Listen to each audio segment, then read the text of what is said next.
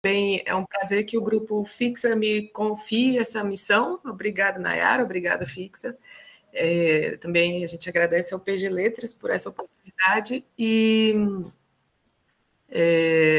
Bom, sejam todos bem-vindos a essa tarde, né? Hoje o seminário se chama Ecoando Vozes Indígenas da Abya Yala, com a professora Rita Olivieri Godet, eu vou fazer agora uma apresentação, né? Ela é professora emérita da Université Rennes 2, na França, membro honorário do Institut Universitaire de France, ou Instituto Universitário da França.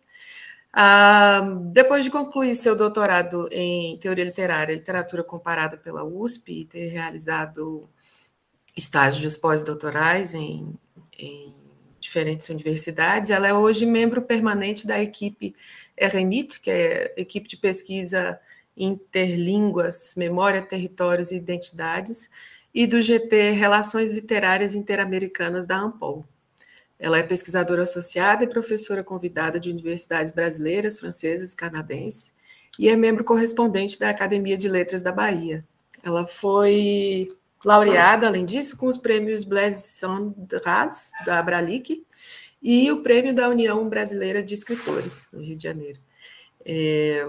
Seu percurso de professora universitária, pesquisadora, prioriza os estudos sobre a produção literária brasileira contemporânea, com incursões na área de literatura comparada, privilegiando as literaturas de língua francesa, tanto do Quebec quanto da França, para interrogar as relações literárias interamericanas na contemporaneidade.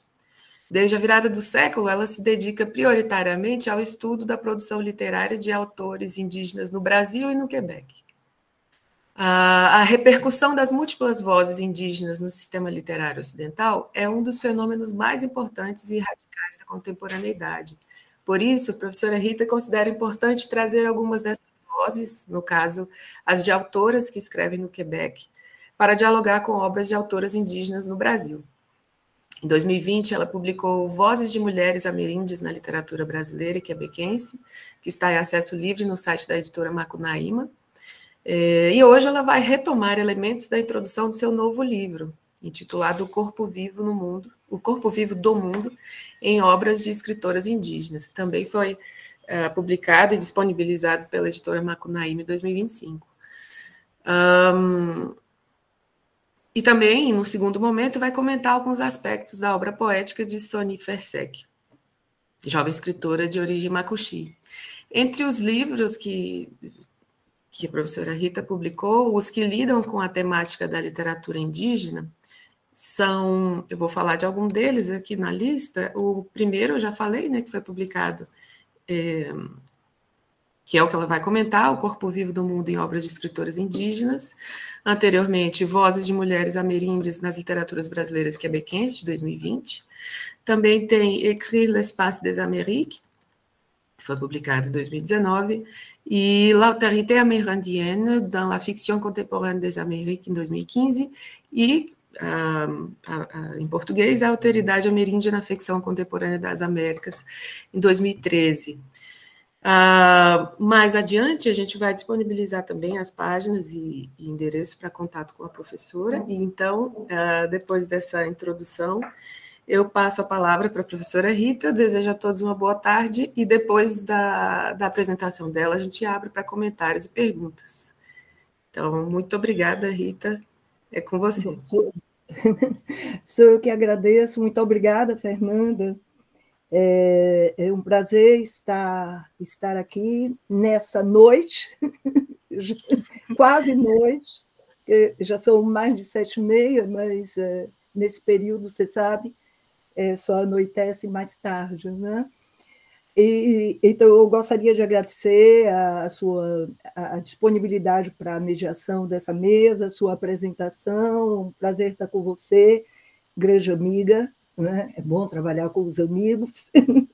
E eu gostaria de agradecer então, ao Grupo Fixa pelo convite, a pós-graduação de letras, então, das pessoas, das colegas, professoras doutoras Lorena Santiago e Nayara Salles, pelo convite.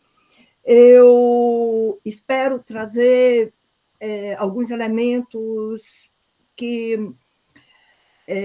que motivem, né, o interesse de vocês por essa produção recente, né, porque, na verdade, ela vai eclodir nos anos 90, mas só recentemente, eu diria, só depois de 2010 é que realmente existe um interesse maior pela produção da literatura indígena no Brasil.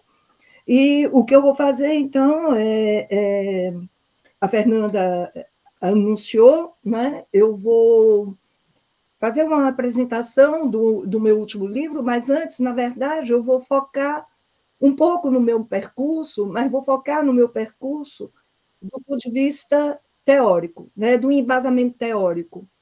Né?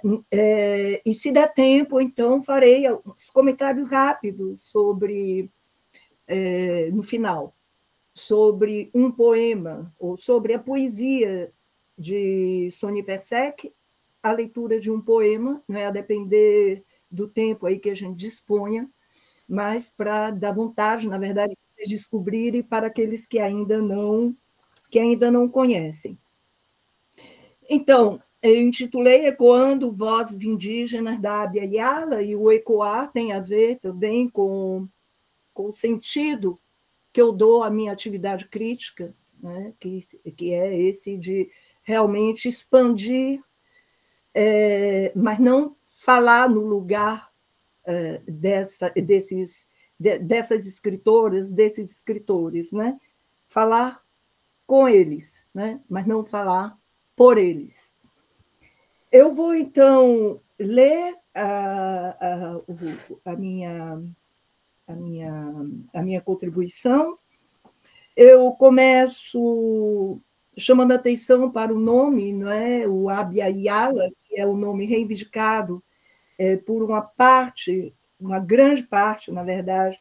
Na verdade, cada comunidade tem um nome para chamar o continente que nós chamamos as Américas. Mas está havendo um certo consenso, né, entre essas comunidades de escolherem o nome Abya Yala para se referir ao continente americano, do norte ao sul. Então, nesse continente americano, as produções indígenas contemporâneas, textuais e artísticas, participam ativamente, né, da luta contra as políticas estatais dos Estados-nações, em perfeita conexão com os movimentos sociais que se organizam em torno da defesa dos direitos desses povos. Investe igualmente em princípios filosóficos autóctones, instaurando outras modalidades de conhecimento, contribuindo para decolonizar a epistemologia ocidental, com destaque para o que diz respeito à relação entre os viventes, humanos e não humanos. E é esse, digamos, esse eixo que eu vou tentar desdobrar e vou me deter mais durante a minha fala. Porque este ponto tem sido, ultimamente, o foco da atenção e a fonte inspiradora de práticas e pensamentos alternativos que questionam a centralidade no pensamento ocidental da dualidade humanidade-natureza. Interpelo a visão hierárquica da superioridade dos seres humanos no ecossistema. Então, tudo parte desse questionamento, né? Do norte ao sul do continente, as vozes indígenas ocupam cada vez mais o espaço da produção literária e artística no interior dos Estados-nações, recorrendo às línguas nacionais colonizadoras e, às vezes, às línguas indígenas em edições bilíngues, para se contrapor à herança da colonialidade nas sociedades contemporâneas. Trata-se de um fenômeno literário de emergência do cânon literário indígena, que, no meu entender, dilui as fronteiras nacionais, conectando o imaginário e as experiências de diversos povos indígenas do continente. As textualidades indígenas compartilham a denúncia da expoliação territorial, da violência colonial e de sua herança na contemporaneidade, contrapondo-se à lógica da modernidade ocidental, fundamentada na acumulação de capital. Embora distintas no que concerne às especificidades dos contextos histórico e cultural que evocam, né, porque cada comunidade, cada povo indígena tem sua história e habita um território particular, mas a emergência das obras desses autores comungam de visões críticas semelhantes, posicionando-se contra a persistência da herança colonialista e questionando a violência do Estado-nação capitalista. Preocupa-se com a transmissão da cultura ancestral, com destaque para as questões linguísticas, as crenças e as práticas tradicionais. Suas cosmovisões integram relações especiais de conexão entre o corpo e território, munindo de agência os seres não humanos, munindo de agência os seres não humanos. Todas essas questões são comuns às produções indígenas contemporâneas, embora, evidentemente, cada etnia possua suas próprias, como falei, singularidades históricas e culturais. Mas essa produção ocupa definitivamente um lugar de destaque no cenário do Brasil, do Quebec, os dois que eu vou tratar, mas, de uma maneira geral, né, no contexto do continente americano. Então, desde minhas primeiras publicações em torno da temática indígena, nas literaturas contemporâneas do Brasil e do Quebec, com algumas passagens, né, pela Argentina, eu explicarei depois, a perspectiva privilegiada é a das relações literárias interamericanas, com o intuito de priorizar o estudo de obras de autores que colaboram para desbloquear o imaginário do espaço das Américas. E o meu interesse por essa produção inicia exatamente por uma reflexão sobre o espaço do continente, uma reflexão sobre o imaginário do espaço das Américas, que vai além, né, e que questiona as formações das nações. Inspiro-me em trabalhos de história comparada das Américas, tal como os de Gerard Bouchard e de outros pesquisadores do Quebec, a exemplo de Jean-François Côté e Jean Morissette, que é também poeta, que interrogam novas formas de relações cosmopolíticas do espaço continental. Esses autores refutam o discurso sobre a formação das histórias nacionais, opondo-se à geografia imposta pela história escrita pelos conquistadores e posicionam-se contra as ideias preconcebidas sobre os povos originários. Ao mesmo tempo, dedicam-se a possíveis travessias imaginárias que interpelam as barreiras erguidas dentro e fora das geografias nacionais. Então, história e geografia evidentemente, são inseparáveis nessa reflexão sobre o território do continente. Ao optar por um estudo comparativo de obras literárias representativas que promove as ontologias ameríndias, produzidas no norte e no sul do continente, sublinhando suas próprias especificidades, procuro levar em consideração o pensamento indígena entranhado na estética do texto, ao tempo em que destaco contextos históricos e literários específicos, fazendo-os dialogar para além das fronteiras nacionais.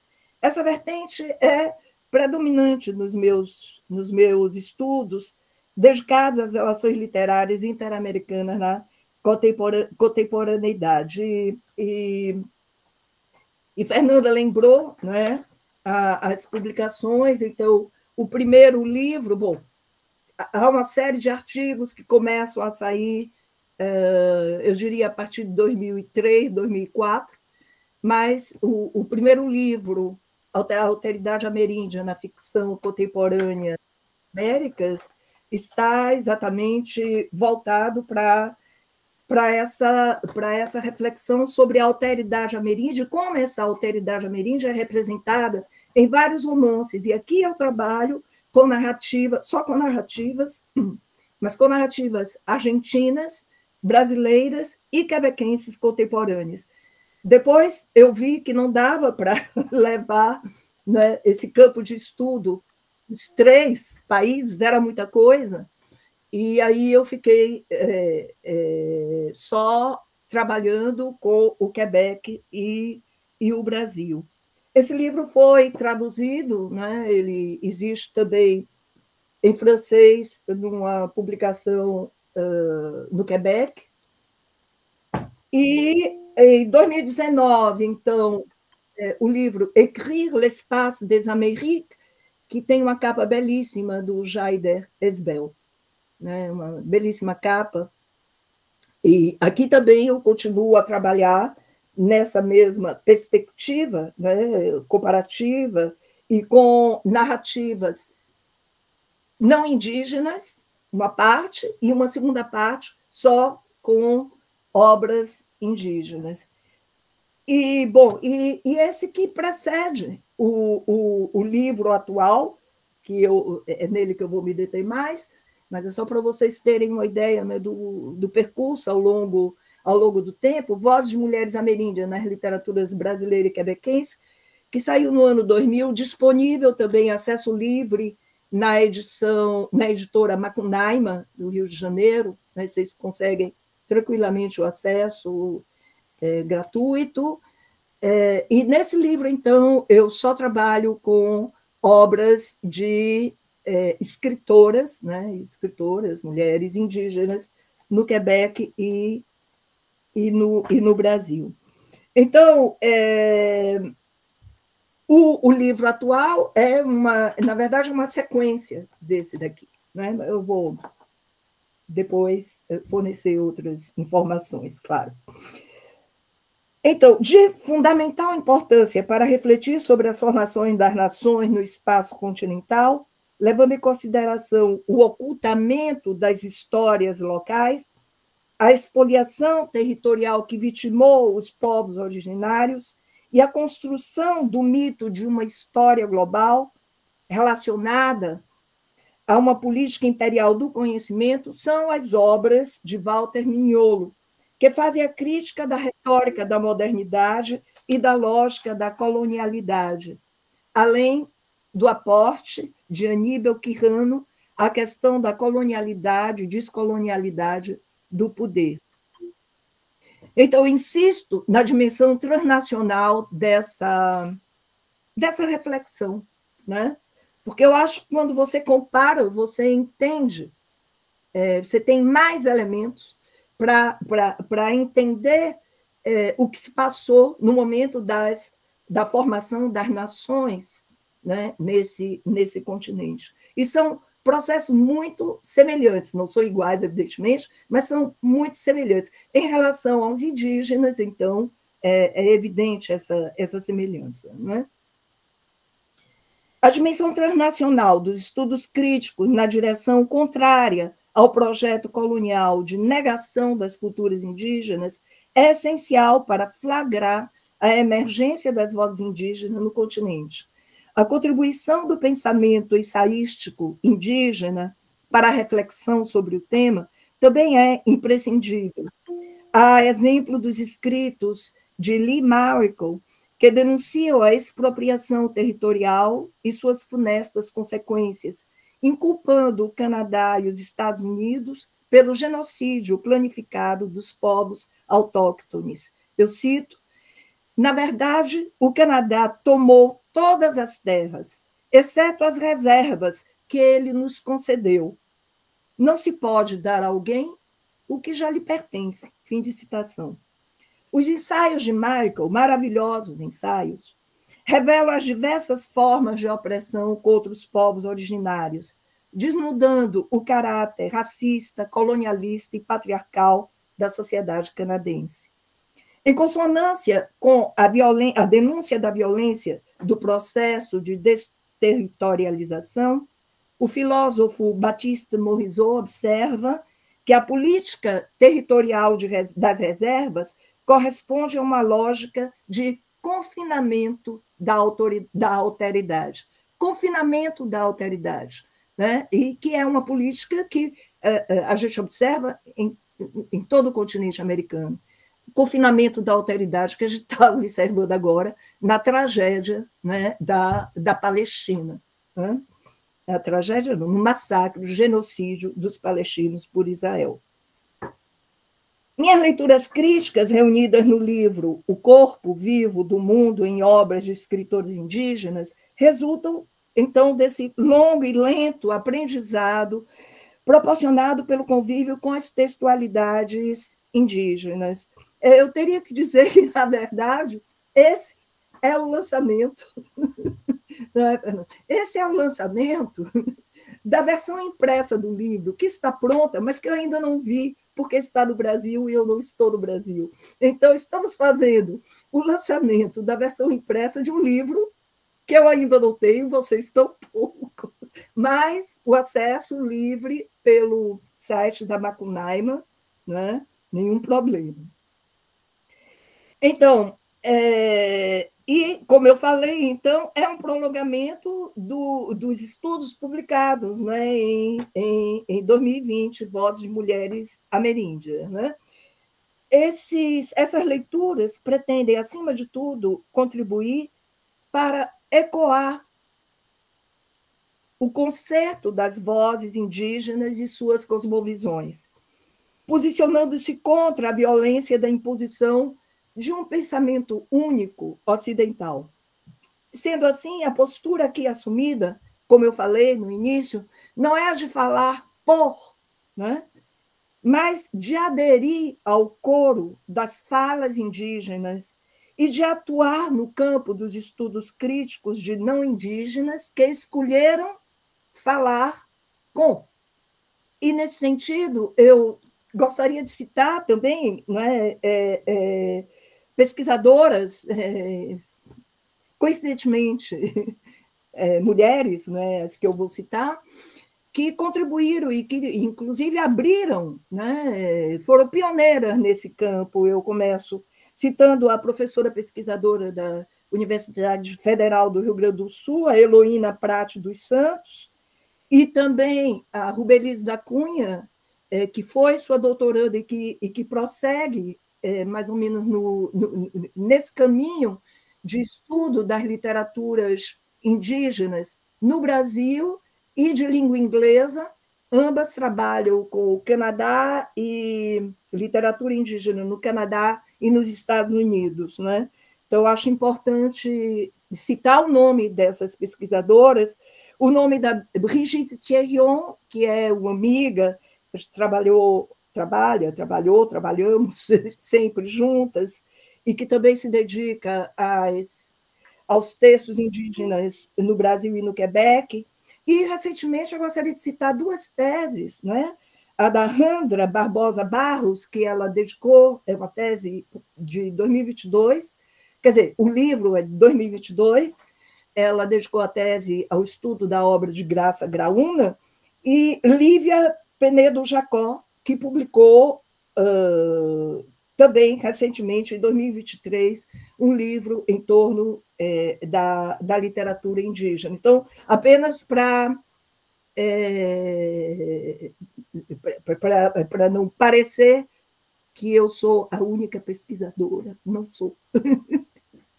É preciso citar as pessoas com as quais você dialoga. Né? Então, e é por acreditar na potência da literatura e agir sobre imaginários e insuflar utopias transformadoras que prossigo nesse caminho de uma vida inteira dedicada a multiplicar palavras, que é, na verdade, um modo de participar da disputa dos espaços simbólicos. Em sintonia com Lee Michael, acredito que a ficção é uma verdade potente. Por isso mesmo, as múltiplas leituras do pensamento indígena, encarnado nas textualidades ameríndias, inauguram um aprendizado radical cujos desdobramentos reformulam e ampliam não somente o campo da teoria e crítica literárias, mas, sobretudo, as formas de se relacionar com o universo. Sobre o título do livro, eu vou comentar, então, e sobre o percurso interpretativo, vou fornecer alguns dados. Né? Neste livro, mais uma vez, eu optei por priorizar obras escritas por mulheres indígenas no Brasil e no Quebec. Essa escolha justifica-se plenamente pelo protagonismo artístico e político que elas assumem nesses espaços, marcados pela herança da ação colonizadora, transformando a criação artística num lugar de trabalho micropolítico. As obras estudadas iluminam a perspectiva dos povos originários, que se abre para a apreensão sensível do espaço, fundamentada na importância do corpo na prática do mundo e na sua reconexão com o cosmos. Isso é fundamental. Elas expõem a íntima relação, as obras, sujeito com o corpo vivo do mundo. Através da análise de textos que privilegiam a conexão corpo-território, voltados para o modo de viver de mulheres indígenas e sua resistência ao poder patriarcal, pretende-se refletir sobre perspectivas e paradigmas que conectam o eu com o pluriverso e promovem uma leitura cosmopolítica do mundo. Então, o pluriverso, eu vou voltar a esse conceito mais adiante. A lógica compartilhada pelas obras que constituem o corpus deste estudo determinou a escolha do título do livro, O Corpo Vivo do Mundo.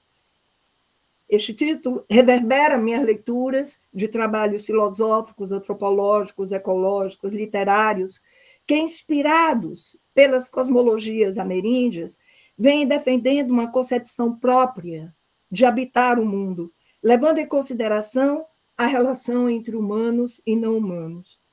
Os trabalhos inspirados no pensamento ameríndio dedicam-se à ampliação do imaginário sobre as formas de habitabilidade do planeta. Propõem o deslocamento da centralidade do ser humano e a necessidade de se levar em conta todas as formas de vida. Consequentemente, estão atentos à coabitação das alteridades, aos ecossistemas, ao imbricamento das corporeidades. Trata-se de reflexões que apontam para formas de sociabilidade que se distanciam das categorias ocidentais e que têm servido de inspiração ao pensamento ecológico atual, mais precisamente aquele que corresponde a uma ecologia desnaturalizada. Este conceito de ecologia desnaturalizada questiona, segundo Baptiste Marizeau, a modernidade ocidental, recusando a visão dicotômica humano versus natureza. Eu cito Marizeau. Enigma entre enigmas, o modo humano de estar vivo só faz sentido se estiver entrelaçado com os milhares de outros modos de estar vivo que animais, plantas, bactérias, ecossistemas reivindicam ao nosso redor. Fim de citação. Afirma o filósofo e ecologista Marizeau. Então, sair do antropocentrismo moderno, favorecer a habitabilidade do mundo e a valorização ontológica dos viventes não humanos, restituindo-lhes suas potências confiscadas, constitui, segundo Marizeau, uma maneira de levar a cabo a batalha cultural, questionando a lógica de expansão capitalista e seus modos de produção. Observa-se que o fundamento crítico anticapitalista do pensamento de Marizeau é também comum ao ecossocialismo sustentado por Michel Levy, que propõe uma estratégia de lutas ecossociais como alternativa à crise ecológica. E todos eles admitem que não é possível um pensamento ecológico numa sociedade capitalista. Então, as contradições estão aí, estão dadas, não é? Os pontos de vista teóricos que interpelam a ótica da ontologia naturalista ocidental são múltiplos. No campo da crítica literária, proliferam estudos que se reivindicam da ecocrítica, da ecopoética, da geopoética, da liternatura, né, que atribui a centralidade aos viventes não humanos, entre outros.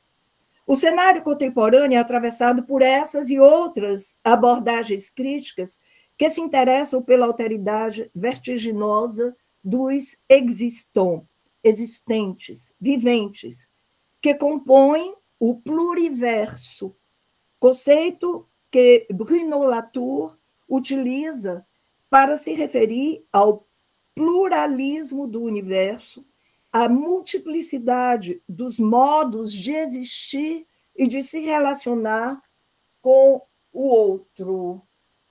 O conceito de pluriverso e de existant, no Bruno Latour, Face à Gaia, 8 conferências sobre o novo regime climático.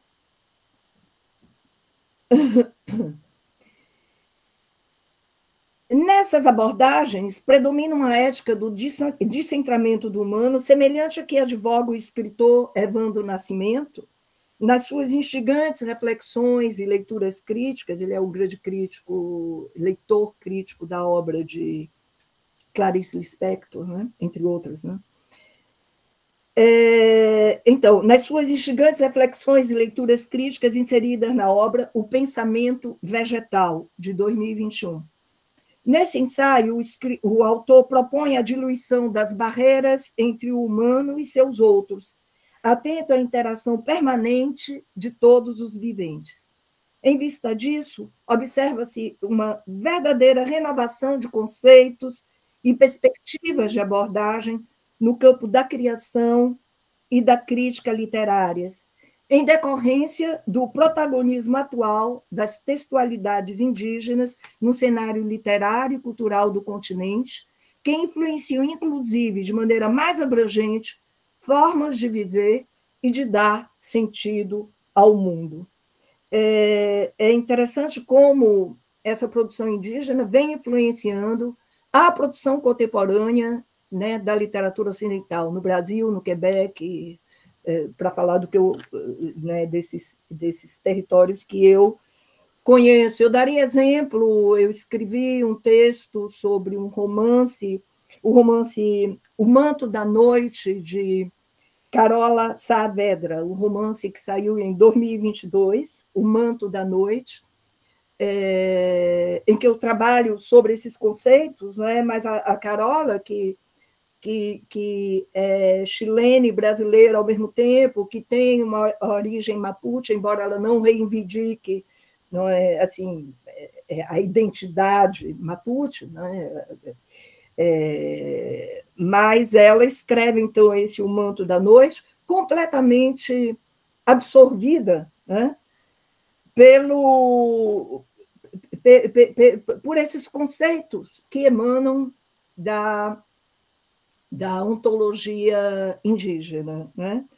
Então, eu intitulei o meu texto Habitar o Mundo, Coabitar a Palavra. Se vocês não conhecem ainda e quiserem um texto absolutamente inovador, leiam O Manto da Noite, de Carola Saavedra. Mas aí vocês vão perceber que a novidade está exatamente na mudança do paradigma, né?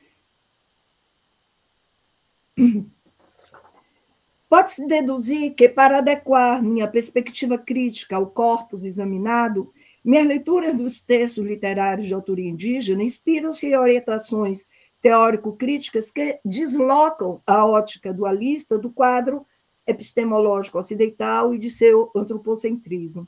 Mas é preciso não esquecer que elas são fundamentalmente devedoras de cosmologias dos povos originários, que suscitaram conceitos, e não o contrário. Foram as cosmologias dos povos originários que suscitaram os conceitos como o perspectiva ameríndio, né, de Eduardo Viveiro de Castro, relacionado ao princípio de subjetivação do objeto. Os pressupostos subjacentes à ecologia das relações, que está em Philippe Descola também, são igualmente motivados pelo pensamento ameríndio. Cabe ainda lembrar a contribuição das cosmologias e das artes indígenas ao pensamento de Sueli Ronick, ao qual também recorro nas minhas análises. A filósofa e psicoterapeuta social sustenta a ideia de um universo movido por outras práticas de subjetivação, um saber eco-etológico, capaz de despertar a consciência da capacidade de nosso corpo de ser afetado pelo corpo vivo do mundo.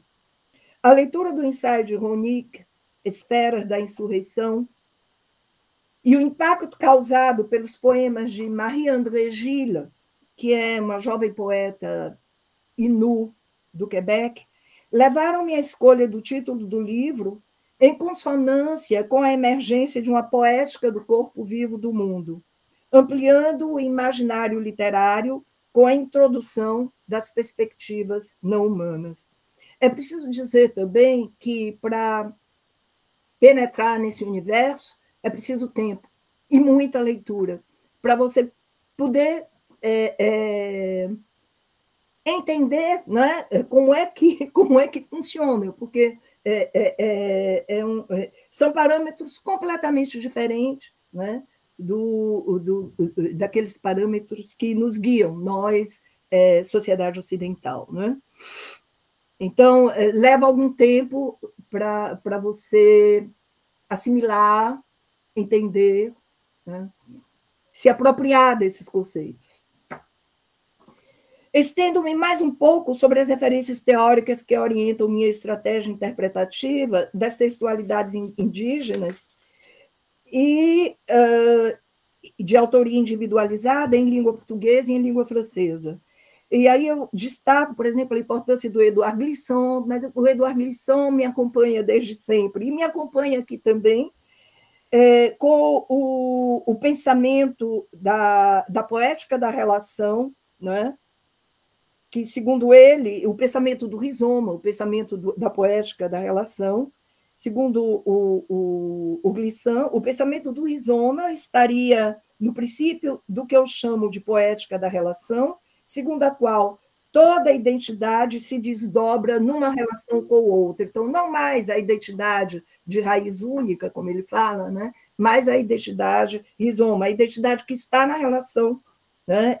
Nas poéticas do outro, né? Nas poéticas do outro, abertura para as poéticas do outro, para as diferentes práticas significantes, ancoradas na memória, no imaginário coletivo.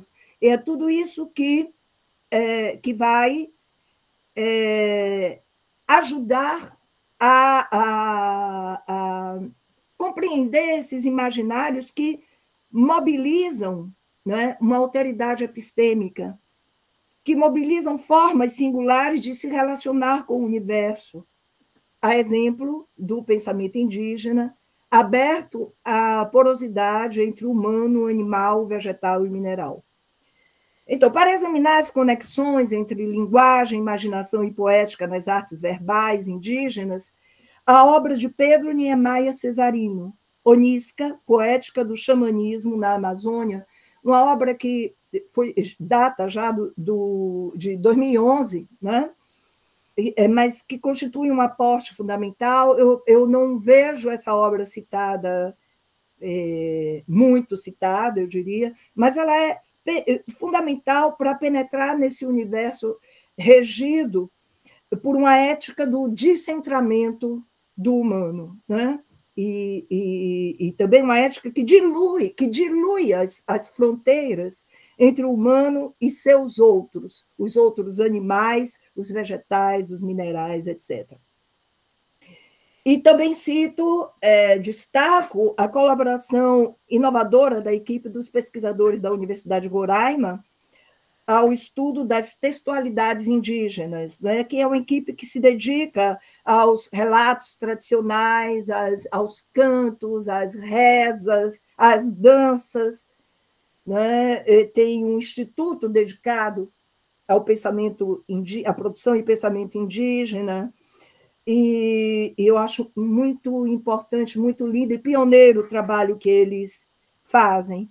São perspectivas de abordagem que, como assinalam Isabel Maria Fonseca e Isabela Leal, aproximam a teoria da literatura da antropologia, levando em consideração as particularidades das culturas e línguas indígenas e as dimensões poética, ética e política dessa produção, a exemplo das considerações desenvolvidas nas teses de Soni Fersek, porque a Soni, né, a poeta, que eu vou tentar ler o poema e destacar algumas características da sua poesia, ela defendeu recentemente, ela é de origem macuxi, e recentemente defendeu a tese de doutorado na Universidade Federal Fluminense, né? Então, temos duas teses recentes e de peso que dão conta dessa produção, que trabalham com essa produção da memória ancestral indígena, né? Que recolhem essas narrativas, né? Uma delas, então, é a da Soni Fersek, que se chama A Poética do Ocre, As Palavras do Sol nos Territórios da Literatura, de 2023, e a outra é a de Isabel Maria Fonseca, que é professora da Universidade Federal de Roraima, Poéticas e Políticas do Circo Roraima, o caso do Uatuna e Ecuana. Bom, à medida que eu penetro no universo das obras de escritores indígenas, sinto-me cada vez mais atraída pelas travessias imaginárias que proporcionam, inaugurando outras formas de ser e de estar no mundo. De fundamental importância para o eixo de minha pesquisa, dedicado à literatura indígena, como não poderia deixar de ser, são as contribuições advindas do pensamento filosófico indígena, com destaque para as obras de Ailton Krenak e Davi Copenaua, que questionam os fundamentos epistemológicos ocidentais, colaborando para iluminar o ponto de vista de vários escritores indígenas contemporâneos. Nenhuma outra obra me causou um impacto tão radical quanto a leitura de A Queda do Céu, de Davi Copenaua e Bruce Albert, livro que descobri ainda em 2011, na versão francesa. A exposição do itinerário pessoal de aprendizagem do xamanismo por parte de Copenaua abriu as portas para a apreensão dos fundamentos cosmológicos dos Yanomami, restituindo, por exemplo, o sentido e a complexidade do mundo dos Chapiri, ou, como ele o define, um mundo de humanidade imanente. Do lado canadense, o aporte do pensamento feminista e decolonial das autoras e ativistas de língua inglesa, haja vista a contribuição de Lee Mericle e de Leanne Simpson, tem sido de fundamental importância para a compreensão da complexa posição das mulheres indígenas na contemporaneidade. Elas são fantásticas, né? Porque elas pegam toda essa contradição mesmo do ser mulher e ser indígena na sociedade ocidental. Então, quanto ao título do livro, Corpo Vivo do Mundo em Obras de Escritores Indígenas, como já foi destacado, neste livro, os textos estudados pertence ao campo da literatura indígena contemporânea. Eles são representativos de duas gerações de escritoras que evoluem em contextos literários e sociais específicos. É interessante porque, tanto no Quebec como no Brasil, o fenômeno é semelhante. Você tem escritoras que inauguram, né, vamos dizer, esse campo, que hoje são escritoras mais maduras, tanto no Quebec quanto no Brasil, e depois tem toda uma geração de jovens escritoras, né, que continuam esse percurso. O processo é semelhante. Então, as obras analisadas, romances, textos híbridos, coletâneas poéticas, inscrevem-se em geral, nos gêneros literários ocidentais. Abraçam, no entanto, a significação epistêmica da relação corpo-território no âmbito de uma cosmogonia dos viventes, conectando territorialidades e corporalidades, o que evidentemente contribui para inaugurar uma enunciação singular. É pela revolução das formas de representação dos viventes humanos e não humanos e a consequente abertura a outras sensibilidades que a emergência de um novo lugar de enunciação abalou o campo da literatura ocidental. Ao mesmo tempo, fundou um espaço de resistência crítica contra a violência da herança colonial, entrelaçando cosmologias e cosmopolíticas, libertando-se dessa maneira do controle da epistemologia ocidental sobre seu conhecimento e, sobretudo, sobre sua subjetividade.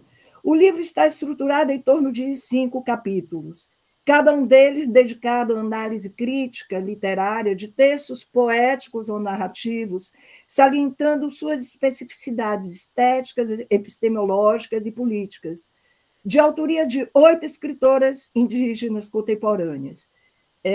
Então, a Fernanda Vieira, de origem Xocó, Graça Graúna, Potiguara, Márcia Cambeba, Marie-André Gilles, Innu, Natacha Canapé-Fontaine, Innu, Sony Fersec, Macuxi, Trudroa Dorico, Macuxi, Virginie Pessemapeo Bordelot, Eiu. Entre os capítulos, né, foi assim que eu concebi, antecedente dos capítulos, desculpem, antecedente dos capítulos, uma página com citações, né, que vai ecoar vozes indígenas, ou das autoras ou de outras com as quais eu não trabalhei no livro, sobre as quais eu não trabalhei no livro, mas cada capítulo é precedido dessas citações que anunciam, né, prenunciam, ressoam a temática a ser tratada no capítulo seguinte. Na versão francesa, que eu estou trabalhando na tradução para o francês, eu introduzi mais um capítulo, porque, como vai ser publicado no Quebec, eu achei que deveria trazer mais um capítulo em torno, né, de escritores indígenas,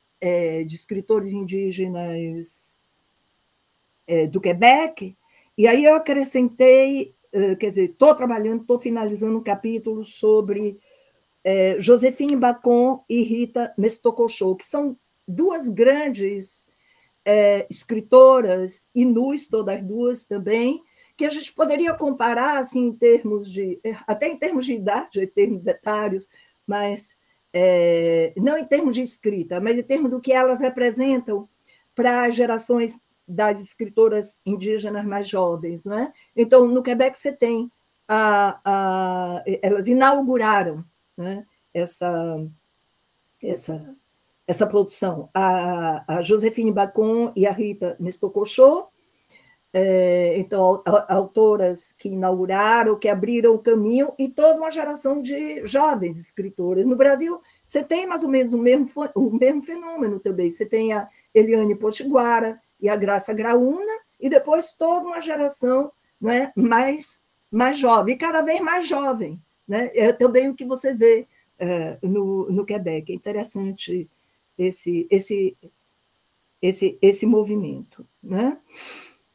Então, só para... Acho que ainda tem... Estou dentro do tempo? Como é que eu estou? Fernanda? Fique à vontade, professora. O tempo é todo seu. Não diga isso, não. Bom, então, só para dar vontade de vocês lerem o livro, espero, os 5 capítulos, né, construídos, eles se intitulam assim. Então, o capítulo Relação e Recriação no Imaginário Poético, de Sony Fersec, uma leitura de Weiami, Mulheres que Fazem Sol. E nesse capítulo eu trabalho, então, com as artes verbais indígenas de uma maneira geral, né? E como a Sony vai se alimentar dessa produção, né? Então, criar uma relação com essa produção, traduzir, né, várias formas de tradução entre o jogo aí nessa poesia, né, nesses poemas de Sony, e nos dar, assim, quer dizer, o resultado disso são poemas absolutamente originais e belíssimos, né? Então, tem uma espécie também, eu falo de espécie de ritual xamânico, porque ela se apropria, né? Mas se apropria transformando. E, ao mesmo tempo que é coletivo, ao mesmo tempo é a visão, a palavra dela. Né? Então, essa associação do coletivo com a fala, né? Com o discurso poético, subjetivo, né? Do indivíduo mesmo, é perfeito. Ela faz isso de maneira perfeita. O outro capítulo, a dimensão erótica na obra de Virginia Pessemapeo-Bordelot. Aí eu trabalho com o romance, que é considerado o primeiro romance erótico da literatura indígena, o L'Amant du Lac, o Amante do Lago, e com um recente, saiu ano passado, eu estava terminando de escrever o livro quando eu vi uma novela que se chama Carnet Oublié, como se fosse um diário esquecido, né? E eu acho essa questão do erotismo na literatura indígena, e a Virginia vem com toda a força, tem outros livros também, eu separei aqui, mas já não sei onde coloquei, em que ela trabalha com a questão com essa temática erótica, eu acho fundamental, porque normalmente nos textos indígenas, e sobretudo das mulheres indígenas, você tem muito, justamente, né? Quer dizer, a questão da violência contra o corpo, né? A violência, o estupro, a morte. Então, é muito pesado, é a realidade, sim. Mas eu acho importante também a abertura para um outro imaginário que não seja só a denúncia, né, desses corpos que foram vítimas, né, da colonização. Então, a Virginia, ela vem com essa força, e o texto é muito, muito forte, muito, muito bonito. Então, eu trabalho com a questão da decolonização do desejo, né? A dimensão erótica e a permeabilidade relacional. Então, são temas que eu adorei, gostei muito de trabalhar, e eu acho que digamos assim, a parte talvez mais original do meu trabalho, mas que eu devo aos textos das escritoras, né? A visão original das escritoras em relação a essa questão do erotismo. O outro capítulo, Corpo, Território e Ferida Colonial, na poesia de Trudroit do Rico, eu trabalho um pouco sobre a questão linguística, né? A perda da língua, né? Ela tematiza muito isso nos seus poemas, e retoma a questão da Eros e as feridas da colonização, porque o que a gente tem na poesia, pelo menos nesses poemas que eu trabalhei, da Trudroit do Rico, é a frustração em relação à questão erótica. Né? É a frustração, o erótico, claro, enquanto pulsação está ali, mas é a impossibilidade de viver a experiência erótica. Né? Já no penúltimo capítulo, o Canto Erótico do Corpo Vivo do Mundo, Natacha Canapé-Fontaine e Marie-André Gilles, que são duas escritoras que estão na faixa dos 30 anos, né? E duas grandes escritoras, né? Então, elas vão se voltar para também essa questão do erotismo, né? Da relação erótica do corpo com o cosmos, mas também da relação homem-mulher, da relação entre os viventes, vamos dizer assim. Né? E, por último, então, Ancestralidade e Contemporaneidade na Poesia de Fernanda Vieira, Márcia Cambeba e Graça Graúna. E aí, o título já está dizendo, né? Eu dedico...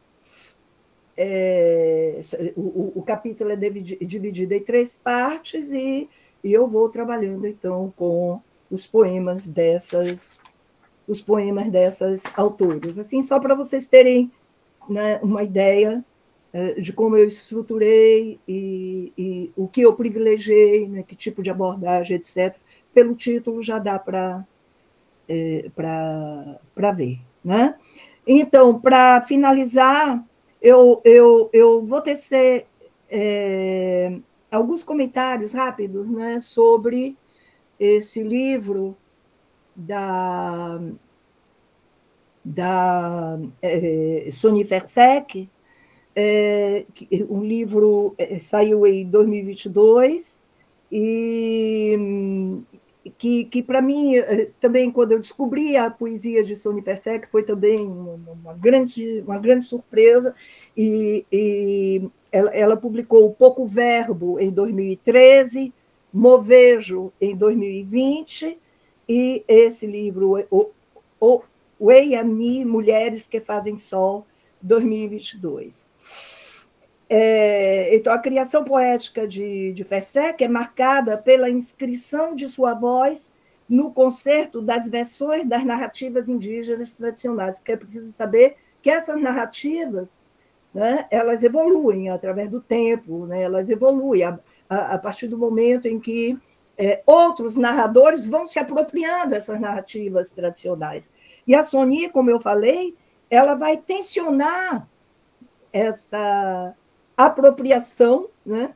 Ela vai se apropriar, né, de determinadas narrativas para construir um sujeito lírico no diálogo com essas narrativas. Então, não é uma cópia, é uma transformação belíssima, né, que ela faz, um verdadeiro diálogo que ela estabelece com elementos da cosmossocialidade macuxi, manifestados nas textualidades indígenas do circo Roraima, como é conhecido, né, como os antropólogos identificam, a região que se situa em torno do Monte Roraima, que é o marco da tríplice fronteira Brasil, Venezuela, Guiana. Né?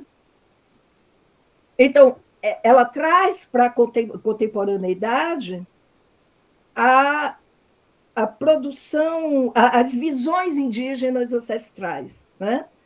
Ela vai, então, dialogar com cantos, narrativas, os rituais de cura, né? São múltiplas histórias, todas essas histórias, elas não são simplesmente histórias, são histórias que têm a ver com a vida da comunidade, elas estão ligadas, né, à vida da comunidade, elas traduzem a vida na comunidade. E ela estabelece, então, com as poéticas indígenas, esse diálogo complexo, né?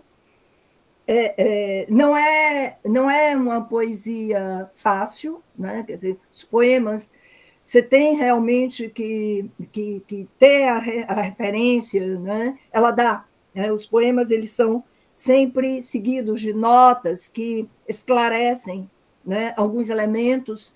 Sem essas notas, a gente não poderia, né, atingir um determinado sentido, né, que ela quer recriar e provocar, etc. Então, é um processo de recriação das artes verbais tradicionais que funda uma poética da relação, né, que implica uma intensa e complexa atividade de tradução das dimensões cultural e linguística das palavras em macuxi que são incorporadas aos poemas. E, como eu falei, em geral, vocês vão ver quando a gente vai ler o poema, né? São sempre seguidas de notas, né? Que esclarecem essa transposição do registro oral para o escrito do canto ou da narrativa que dê origem ao texto poético, né? Esse livro dela ficou entre os finalistas, né, do Prêmio Jabuti de 2023, né? E eu fiquei muito, muito feliz, porque com esse reconhecimento justo, né? Eu considero que a Sônia Versec está entre os 3 melhores poetas, meus amigos poetas, homens vão ficar de mal comigo, os 3 melhores poetas brasileiros contemporâneos, para mim, são mulheres. Não é? Entre elas, eu considero a Sônia Versec. Bom, então, depois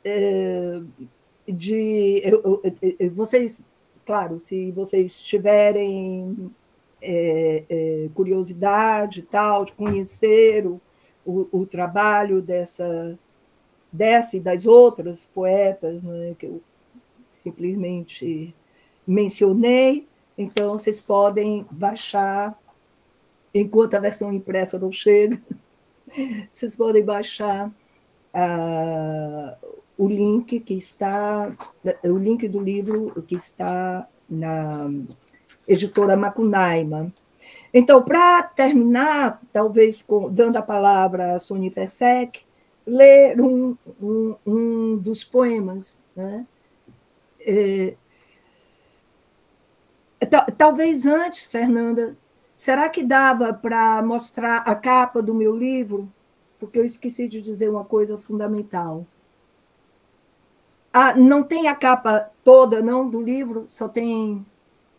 Assim, é porque não dá para ver o colorido, né? Está meio esmaecido. Mas essa capa foi a Georgina Sarmento, que também fez a capa de Sônia Versec, que é uma artista plástica macuxi, né? Ela tem uma obra uma artística fantástica, alimentada, né, pela cosmologia macuxi. Então, essa é a capa do livro impresso que eu ainda não vi. E aí a gente pode voltar para o poema, né? A capa do livro da Sônia Versec, que também é da Georgina Sarmento, e então o poema agora, se puder ser colocado. Não sei se dá para ler, está um pouco pequeno, mas bom.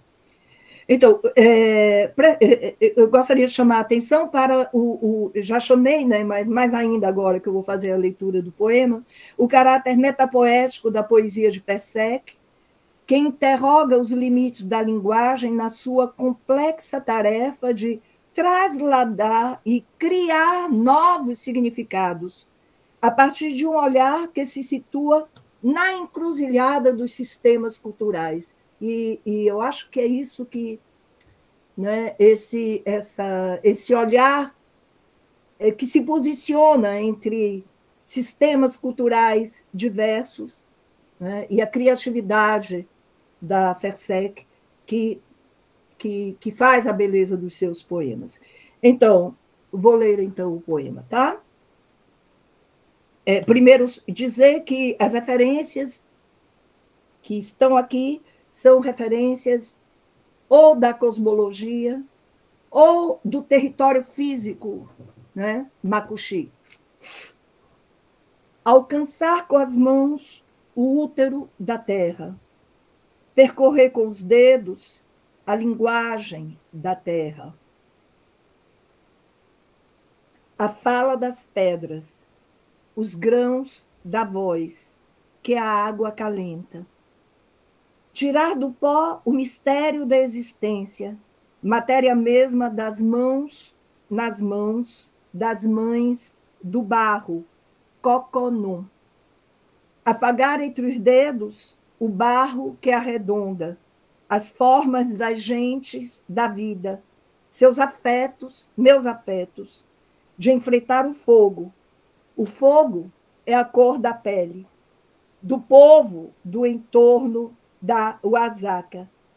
Rigores do amor vertidos por vei, que depois de secos alimentam as palavras das avós, que nunca racham, de Tuma, de Carutuque. Desculpem, hein, mas são palavras macuxi. Então, Tauá, de Pari.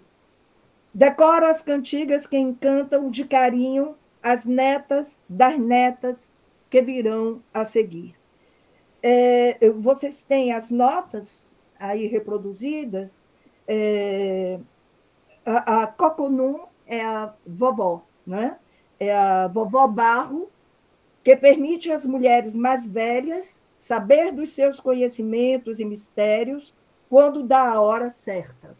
E é interessante porque a figura das avós, né, da avó, é uma figura que você encontra pelo menos nos textos sobre os quais eu trabalho, ela está sempre, sempre presente. Né? A grande figura ancestral é a figura da avó, a figura forte da mulher, a avó. Né?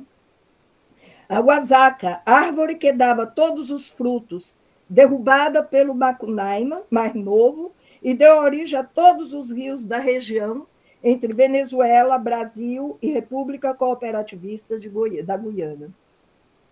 Tuma, em Macuxi da Morida, que é uma comida, né? Caldo feito de carne, de caça ou peixe, tucupi, verduras e muita pimenta. Carutuque, ginipapo. Tauá, barro branco. Pari, palha de buriti. Vocês têm um poema? É um poema que, numa primeira leitura, é impossível. Né? É um poema que exige que a gente vá buscar, primeiro, essas referências linguísticas e culturais que a gente não conhece. Né? Então, vamos lá, vamos buscar, e depois, então, ver como ela transforma, como ela se apropria desses elementos para criar um discurso poético extremamente original. Né? Então, era isso que eu queria trazer para vocês, agradecer mais uma vez o convite, a disponibilidade de me ouvir. Foi excelente, né? É isso. Obrigada. A gente tem aqui vários comentários de parabéns e agradecimento no chat.